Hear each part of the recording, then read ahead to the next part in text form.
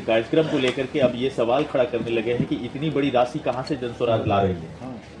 ये सवाल आज से नहीं खड़ा हो रहा है, ये तो जब से हम चले हैं तब से कुछ लोग ये सवाल जरूर पूछते हैं और पूछना भी चाहिए कि भाई इतने बड़े अभियान के लिए पैसा कहाँ से आता है। और पहले दिन से ये बात कैमरे पर भी मैं बता रहा हूँ कि प्रशांत किशोर, मैंने 10 बरस में जो काम पहले किया है और कई राज्यों में लोगों को, नेताओं को, दलों को जीतने में हमने उनकी मदद की है। तो जिन लोगों की हमने मदद की है उनसे पैसा लिया नहीं, तो आज उनसे वो मदद ले रहे हैं कि भाई बिहार में एक प्रयास कर रहे हैं, इस प्रयास में आप भी मदद कीजिए। और 5-6 राज्यों में जहां पर भी हमने काम किया, जहां लोग चुनाव जीते, वहां सरकार चला रहे हैं, वहां पर एक बहुत बड़ी संख्या में ऐसे लोग हैं जिन्होंने मेरा काम देखा है, जो प्रशांत किशोर को जानते हैं, वो लोग मदद कर रहे हैं। मदद इसलिए कर रहे हैं कि बिहार देश का सबसे गरीब और पिछड़ा राज्य है। बिहार में लोगों से मदद इसलिए नहीं ले रहे हैं क्योंकि यहाँ पर अगर पैसे वाले लोग मदद करेंगे तो अपने हिसाब से उस व्यवस्था को चलाने का प्रयास करेंगे। तो जो इस अभियान का लक्ष्य है कि समाज में जो सबसे बेहतर व्यक्ति हैं, चाहे वो गरीब हो, अमीर हो, अगड़े हो, पिछड़े हो, हिंदू हो, मुसलमान हो, उनके पृष्ठभूमि को न देखकर उनके जज्बे को, उनकी काबिलियत को, उनके चरित्र के आधार पर उनको चुना जाए, उनको आगे बढ़ाया जाए। इसीलिए इस अभियान में बिहार के स्तर पर पैसा उगाही नहीं होती है। इसमें पैसा उन लोग, मेरा जो 10 वर्ष का काम है, जिन लोगों ने मेरा काम देखा है, जिनको इस मेरे काम की वजह से, मेरे सहयोग से लाभ मिला है, उनसे मदद ले रहे हैं और इस काम को कर रहे हैं। सर, कहीं ऐसा तो नहीं है कि नीतीश जी के प्रचार प्रसार के लिए आप लोग इस तरह से काम कर रहे हैं? हम सुबह से शाम तक बैठ के सरकार की कमियों पर बात कर रहे हैं और इससे नीतीश कुमार का प्रचार हो रहा है। देखिए, ऐसा है, बिहार में दो जो मुख्य धारा वाले दल हैं, एक आरजेडी, नीतीश कुमार, आरजेडी और महागठबंधन, नीतीश कुमार का तो कोई भरोसा नहीं है कब किधर रहेंगे, एक और आरजेडी है और एक और भाजपा है। ये दोनों बीच में नीतीश कुमार है, कभी भाजपा के साथ, कभी आरजेडी के साथ। इन दोनों धाराओं के दलों को बिहार में मुफ्त में वोट लेने का आदत लग गया है, जिसको मुफ्तखोरी कहते हैं। भाजपा को बड़ी संख्या में ऐसे लोग वोट दे देते हैं जिनको भाजपा से कोई लगाव नहीं है, जो भाजपा के उम्मीदवारों के प्रति कोई सिंपैथी नहीं रखते, उनको भाजपा के विचारधारा में यकीन नहीं है, भाजपा के कार्यक्रमों से, नेताओं से प्रभावित नहीं है। वो सिर्फ इसलिए भाजपा को वोट देते हैं क्योंकि वो लालू यादव को वोट नहीं दे सकते। यही हाल कमोबेश समाज के 20-25% ऐसे लोगों का है जो कि भाजपा को वोट नहीं कर सकता। मान लीजिए आप मुस्लिम समुदाय के व्यक्ति हैं, तो आपके गांव में काम हुआ कि नहीं, आपके विधायक ने काम किया कि नहीं, सरकार ने काम किया या न किया, आप भाजपा को तो वोट नहीं कीजिएगा। तो आप भाजपा को जब वोट करते नहीं तो सामने लालटेन को मुफ्त में वो वोट मिल जाता है 20%। तो जिन दलों को, नेताओं को मुफ्त में वोट लेने की आदत लगी हुई है, उनका सबसे बड़ा डर क्या है कि अगर कोई विकल्प नया बन जाए तो ये मुफ्त वाला जो वोट मिलता है ये मिलना बंद हो जाएगा। तो स्वाभाविक तौर पर जब आपको मुफ्त में वोट लेने की आदत पड़ी है तो इसी डर की वजह से आप समाज में ये भ्रम फैलाते हैं कि अरे भाई तो भाजपा का प्रचार कर रहे हैं, भाजपा वाले कह रहे हैं कि नीतीश का प्रचार कर रहे हैं, नीतीश कुमार कहेंगे भाजपा का प्रचार कर रहे हैं। हम सिर्फ बिहार की जनता का प्रचार कर रहे हैं, हम बिहार के बच्चों का प्रचार कर रहे हैं कि आप खड़े होइए, आप जीवन भर मजदूरी करने के लिए नहीं पैदा हुए हैं। मोदी, नीतीश, लालू, राहुल गांधी, आपने सबको वोट देकर देख लिया, आपके बच्चों की स्थिति नहीं सुधरी। अब अगर प्रशांत किशोर को वोट दीजिएगा तो भी आपका स्थिति नहीं सुधरेगा, जब तक आप चीज को समझिएगा नहीं कि समस्या का कारण क्या है और उसके आधार पर आप वोट नहीं दीजिएगा, अपने बीच से अपने लोगों को नहीं चुनिएगा, अपने पैर पर खड़ा नहीं होइएगा, अपने बच्चों की चिंता नहीं कीजिएगा, तब तक आपकी स्थिति सुधरेगी नहीं। यही पूरे अभियान का मुख्य उद्देश्य है, इसी को लेकर पिछले 16 महीने से प्रयास कर रहे हैं। क्या जो प्रशांत किशोर बिहार के पड़ोसी राज्य में जाकर के जिन नेताओं को या जिन पॉलिटिकल पर्सन को अपने मदद किया है और आज वो मदद कर रहे हैं? नहीं, मदद कोई नेता नहीं करता है। आप मतलब कई बार जब मैं कहता हूँ मैंने जिनकी मदद की है वो मदद कर रहे हैं, तो कोई ऐसा थोड़ी कि वहाँ चीफ मिनिस्टर है वो अपने बैंक से पैसा भेज रहा है। जब आप किसी राज्य में एक व्यवस्था को बनाने में कंधा लगाते हैं, उस राज्य में बहुत सारे लोग हैं जिनके पास साधन है, जो साधन संपन्न लोग हैं, जिन्होंने काम देखा है, जो मुझे जानते हैं, जो मेरे काम को जानते हैं, वो लोग मदद करते हैं। ऐसा नहीं है कि कोई मुख्यमंत्री मदद कर रहा है। लेकिन मान लीजिए कि आंध्र प्रदेश में 10 लोग हैं जिन्होंने 50-50 लाख रुपया का आपको चेक दिया, क्योंकि उन्होंने देखा है आंध्र प्रदेश में मैंने काम किया है, आपके पास 5 करोड़ रुपया हो गया काम करने के लिए। वो कोई एक व्यक्ति की बात नहीं है। सर, जिन लोगों का आप रणनीतिकार में आज उनके विरोध में बिगुल फूट रहे हैं, नहीं, ये आपकी सोच है। हम ना किसी के पक्ष में है ना किसी के विपक्ष में। हम भैया नीतीश कुमार क्यों, हमने 14 में मोदी का भी अभियान हमने चलाया, नीतीश कुमार का भी चलाया है। लेकिन 10 बरस वो काम करने के बाद हमने ये देखा कि जो दल और नेता जीतते हैं उससे जनता का जीवन नहीं बदलता है। बिहार में 15 में हमने नीतीश कुमार की मदद की, वो चुनाव जीते। 7 निश्चय की परिकल्पना भी मैंने करवाई, बिहार विकास मिशन की स्थापना भी करवाई, लेकिन उससे तो बिहार नहीं सुधरा। तो अब अगर मान लीजिए कि हमने जो पहला प्रयास किया उससे बिहार में बेहतरी नहीं आई, तो मेरे पास दो विकल्प है, हम हाथ पर हाथ धरे बैठ जाएं या उससे बेहतर प्रयास करने की कोशिश करें। तो मेरी नजर से उससे जो बेहतर प्रयास है वो प्रयास करने के दिशा में हम काम कर रहे हैं और अपनी जिंदगी का सब कुछ दांव पर लगाकर कर रहे हैं। सर, जन स्वराज का जो अभी संस्थापक सदस्य का जो अभियान चल रहा है उसमें लोग कैसे जुड़ सकेंगे? नहीं, जन स्वराज संस्थापक सदस्य आप जुड़ सकते हैं फोन करके। हमारे जो जन स्वराज का जो कार्यालय है 91-216 पर अगर आप फोन करेंगे तो फोन करके आपको संस्थापक सदस्य कैसे बनना है इसकी जानकारी मिल जाएगी और आपको संस्थापक सदस्य बनाया जा सकता है। दूसरा, इंटरनेट के जरिए भी आप जाकर ऑनलाइन भी रजिस्टर होकर कर सकते हैं। तीसरा, जो लोग रास्ते में कैंप में मिलते हैं वो लोग पर्ची कॉपी पे अपना लिख कर भी दे सकते हैं। तो दोनों तीनों तरीकों से लोग संस्थापक सदस्य बन सकते हैं। अभी तक जो हम लोग पदयात्रा में चले हैं हर जिले में करीब 55 से 60 हजार लोग जन स्वराज के संस्थापक सदस्य बन रहे हैं। बेगूसराय में भी ये नंबर 50,000 से ऊपर का ही है। बिहार में विकास को लेकर के आपके पास क्या विजन है? बिहार में विकास को लेकर विजन ये है कि जो विकास का मॉडल है, बता रहा हूं, जब तक लोग नहीं समझेंगे, आप विकास की बात कर रहे हैं, जो जिनके गांव में सड़क नहीं है, जिनके गांव में पानी नहीं है, जिनके बच्चों के पास पढ़ाई नहीं है, जिनके बच्चों के पास रोजगार नहीं है, वही आदमी जब रोजगार को छोड़कर वोट दे रहा है जात के नाम पर, तो उसका विकास कैसे होगा? आप बता दीजिए। गांव में आप जाते हैं, लोग बता रहे भैया आपको सड़क नहीं है। मान लीजिए मैं अभी कल आ रहा हूँ मुस्लिम गांव से घूमकर और मुसलमान गांव के लोग कह रहे हैं कि भैया ये सड़क की हालत बहुत खराब है। तो मैं उनको ये पूछता हूँ कि बात तो ठीक है, सड़क नहीं है, सड़क बननी चाहिए, लेकिन सड़क का मंत्री कौन है? तेजस्वी यादव। आपने पहले उसको वोट किया, उसने सड़क नहीं बनाया, फिर अगले चुनाव में उसी को जाकर वोट दीजिएगा, तो फिर सड़क कैसे बनेगी? तो जब तक आप ये राजनीतिक बंधुआ मजदूरी नहीं खत्म कीजिएगा, चाहे वो बंधुआ मजदूरी आप जात के नाम पे करते हैं, धर्म के नाम पर करते हैं, मंदिर के नाम पर करते हैं, भाजपा के डर से लालू जी का करते हैं, लालू जी के डर से भाजपा क्या करते हैं, कर तो रहे हैं आप राजनीतिक बंधुआ मजदूरी ही, क्योंकि आप काम के आधार पर वोट तो करते नहीं है। अगर भाजपा ने यहाँ कोई फैक्ट्री लगा दी होती तब आप वोट करते, वो समझ में आता, लेकिन वोट तो यहाँ पर लोग मोदी जी के नाम पर करेंगे, धर्म के नाम पर करेंगे, मंदिर के नाम पर करेंगे, तो आपके यहाँ फैक्ट्री कैसे लगेगा? जब मंदिर की बात आती है तो हाल ही में जो अयोध्या में राम मंदिर की प्राण प्रतिष्ठा हुई, आप उसको धर्म के नजरिए से देखते हैं या राजनीतिक नजरिए? भैया, मंदिर की जो प्राण प्रतिष्ठा हुई है वो तो धार्मिक अनुष्ठान ही है। करने वाले लोग जो जिन लोगों ने अनुष्ठान किया वो लोग राजनीतिक हैं। स्वाभाविक है जब इतनी बड़ी कोई घटना होती है, सो कॉल्ड वर्षों के दशकों के संघर्ष के आंदोलन के बाद अगर कोई मंदिर बना है तो उससे जुड़े हुए लोग उसका लाभ अपने अपने तरीके से सब उठाना चाहेगा।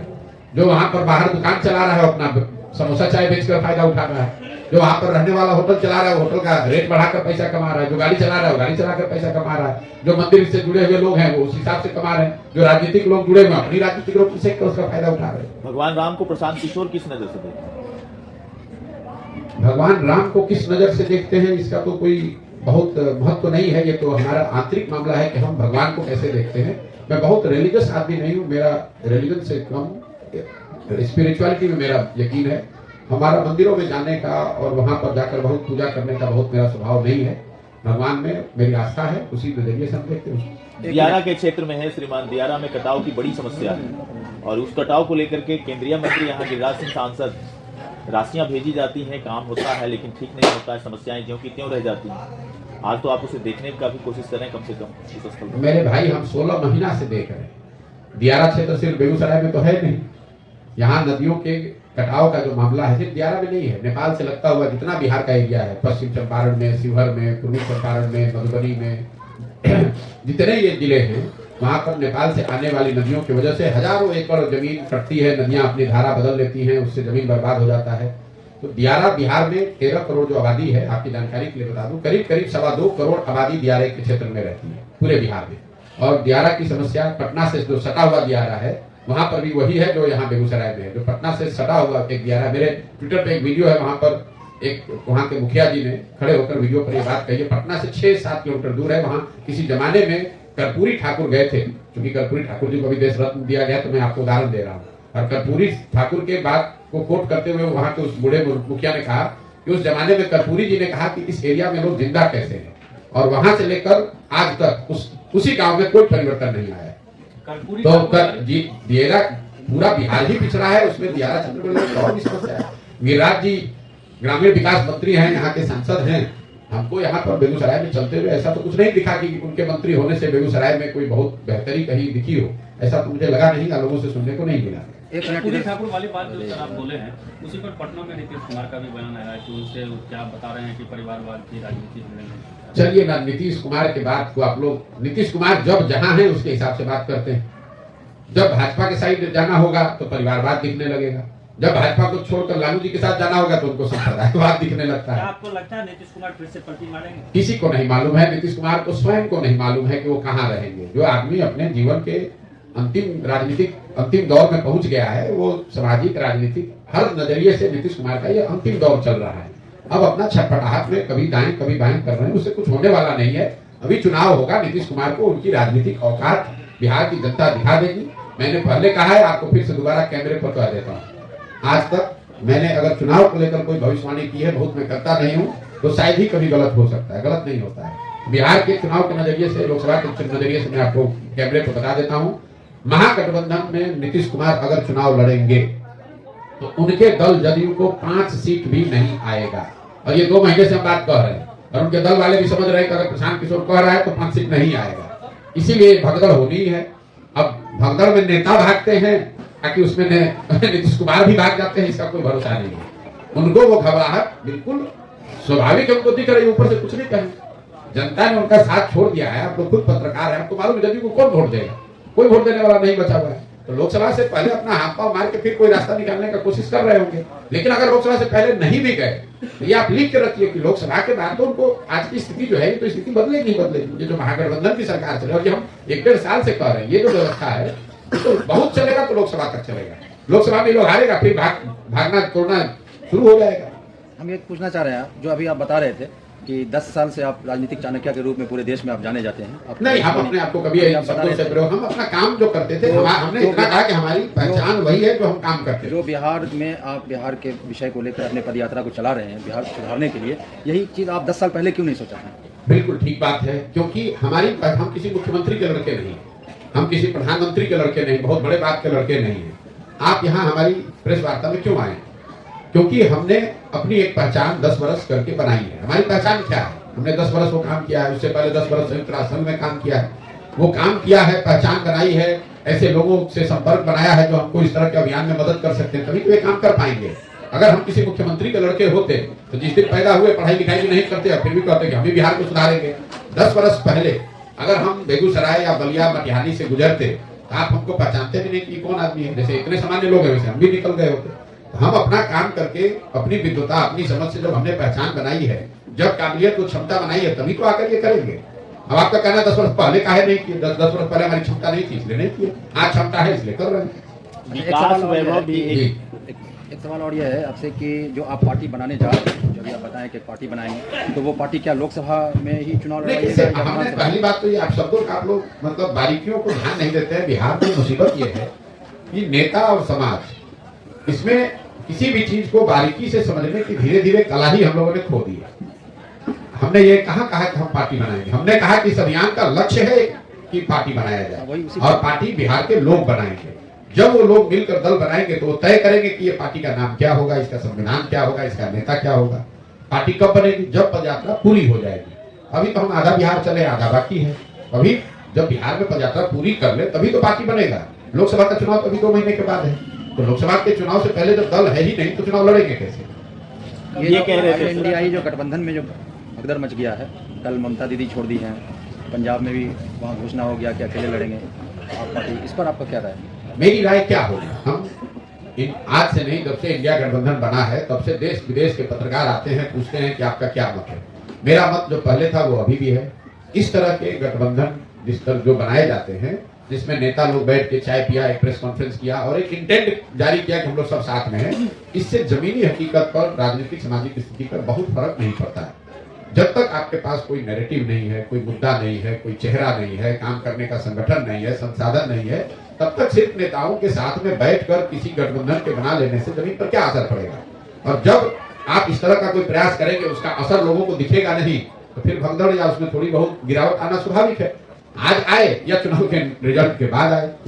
जब मान लिया इंडिया गठबंधन बना आज से 6-7 महीना पहले, पटना से ही पटना में उसकी पहली बैठक हुई, तो यहाँ के पत्रकारों ने इतनी घोषणा, इतनी बड़ी बड़ी बात जब बन गया, अब इसमें नीतीश कुमार प्रधानमंत्री के चेहरा बन गए, कुछ हुआ? आज तक कुछ नहीं हुआ। सच्चाई यह है कि इंडिया गठबंधन का आज तक एक पब्लिक मीटिंग भी नहीं हो पाया है। आज तक 7 महीने में एक पब्लिक मीटिंग भी आप नहीं कर सके और आप सोच रहे हैं कि पूरा देश आपके साथ खड़ा हो जाएगा। कैसे संभव है? ये तो कागजी खाना पूर्ति है। तो स्वाभाविक है जैसे जैसे चुनाव नजदीक आएगा उसकी सच्चाई लोगों को और दिखेगी। बिहार में सर कुछ हर 10 साल 15 साल पर एक नए विचार का उद्भव हो जाता है। कब हुआ था? पिछला 15 साल पहले। 15 साल पहले जातिवाद का एक उद्भव हुआ था और उसके बाद अब आप लोग 15 साल के पहले नहीं, सवाल गलत सवाल नहीं, गलत सवाल आपने नहीं, कहा सवाल पूरा होने दीजिए। 15 साल पहले जाति का उद्भव हुआ। हमको तो लगता है कि मंडल 1989-90 में आया था तो 32 वर्ष हो गया। 15 साल पहले यहाँ पर कौन नया विचारधारा? 15 साल के पहले का विचारधारा ये है कि माय समीकरण लाया गया। 15 साल पहले की बात। ये कहाँ से आप लोग इसे रिसर्च करते हैं? रिसर्च नहीं है सर, ये सच्चाई है। आप बिहार से जुड़े हुए लोग हैं। अच्छा। आपका भी सर अभी चल रहा है, अभियान चल रहा है। विकास वैभव भी एक विचार लेकर के चल रहे हैं और एक अच्छे विचार अलग अलग तरीके से काम करेंगे तो बिहार का उत्थान संभव है क्या? मेरे भाई ऐसा है कि पहले तो आप जब सवाल पूछ रहे हैं, आपको सवाल पूछने का हक है, लेकिन अगर आप सवाल में फैक्चुअली गलत बात कहेंगे तो उसको काटने का भी मेरा अधिकार है। कोई MY समीकरण 15 वर्ष पहले शुरू नहीं हुआ है। MY समीकरण, जातीय बात, मंडल कमीशन, ये सब 1989-90 से शुरू हुआ है, जिसको आज 32 साल हो गए। उसके परिणाम स्वरूप लालू नीतीश यहाँ पिछले 32 साल से अलग अलग फॉर्मेशन में बिहार में राज कर रहे हैं।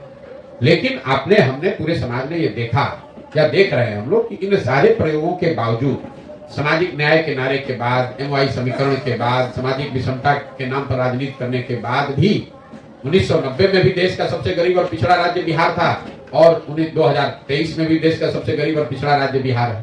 तो उत्थान कहाँ हो गया? ये उत्थान तो नेताओं का हुआ है, उस विचारधारा का झंडा लेकर चलने वालों का हुआ है। समाज का उत्थान तो हुआ नहीं है। मैं तो अपने भाषणों में जो कहता हूं उसको सुनिए, कि मैं शुरुआत ही इस बात से करता हूं कि आप इस पर क्यों अपना समय और दिमाग व्यर्थ जाया कर रहे हैं कि बिहार की स्थिति क्यों खराब है। किसने खराब की? लालू ने की, कि नीतीश ने की, कि कांग्रेस ने की? मैं ये कहता हूं कि जिस नेता ने, जिस दल ने जो काम किया सबको सही मानिए कि 40 वर्ष कांग्रेस ने बड़ा अच्छा काम किया। ये मान लीजिए कि लालू जी ने सामाजिक न्याय का काम यहाँ कर दिया, गरीबों को, वंचितों को आवाज दे दिया, अधिकार दे दिया। ये भी मान लीजिए कि भाजपा नीतीश की सरकार ने सड़क बिजली में कुछ सुधार कर दिया। लेकिन अगर इन सारे लोगों के काम को, उनके दावों को सही आप मान भी लीजिए तो भी इस बात से तो कोई इनकार नहीं कर सकता है कि बिहार देश का सबसे गरीब और पिछड़ा राज्य है। इस बात से तो कोई इनकार नहीं कर सकता है कि सबसे ज्यादा 2 करोड़ बिहार के बच्चे ही पलायन कर रहे हैं। पहले पंजाब हरियाणा जाते थे और गुजरात तमिलनाडु जा रहे हैं। फर्क तो कुछ पड़ा नहीं है। ये इससे तो कोई इनकार नहीं कर सकता है कि बिहार में शिक्षा व्यवस्था जो 1990 में थी उससे ज्यादा ही खराब स्थिति में आज है। तो आपके बच्चों की शिक्षा की स्थिति सुधरी नहीं, रोजगार की स्थिति सुधरी नहीं, यहाँ इंफ्रास्ट्रक्चर सुधरा नहीं, नई फैक्ट्रियां लगी नहीं, लोगों की आय बढ़ी नहीं, कृषि में कोई आमूलचूल सुधार दिखा नहीं। तो आप चाहे जिस नेता का, जिस झंडा का, जिस विचारधारा का भी प्रचार कर लीजिए, बिहार में तो सुधार हुआ नहीं है। तो समाज को इस बात को संज्ञान लेना पड़ेगा और समाज को उसको सुधारने के लिए नए प्रयास करने होंगे। क्या बिहार में जो ये नया दल बनेगा, आने वाले दिनों में जो नया दल बनेगा, तो नया दल बनने के बाद क्या वो पॉलिटिकल किसी अलग पार्टी से जुड़ेगी या फिर ये अपने पार्टी? बिल्कुल नहीं। जो जन स्वराज की परिकल्पना है, इसमें जब ये दल बनेगा तो 243 सीटों पर ये दल चुनाव लड़ेगा। 242 नहीं, 243 सीट पर ही चुनाव लड़ेगा। किसी तरह के कोई गठबंधन आर्थिक, सामाजिक, वैचारिक आधार पर संभव ही नहीं है। अगर वो करना होता तो इतनी मेहनत क्यों कर रहे होते?